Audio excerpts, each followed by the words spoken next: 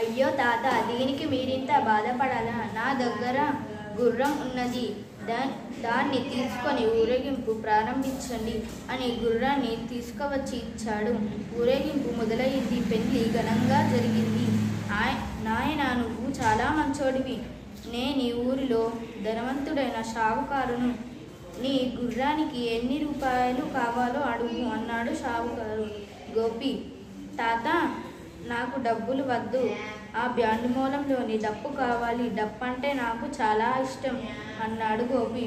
షావుకారు ఎంతో సంతోషించి ఆ డప్పుతో పాటు పైసలు కూడా ఇచ్చాడు. పైసల సంచిని భుజాన వేలాడేసుకొని డప్పు కొట్టుకుంటా ఇంటికి పోయాడు గోపి. ఇంటి నుండి బయలుదేరేటప్పుడు నా దగ్గర ఒక చక్రం ఉండే, కానీ ఇతరులకు సాయం చేయడం వల్లనే కర్ర చక్రం నాకు ఇష్టమైన డప్పుగా మారింది అని అనుకున్నాడు. Thank you.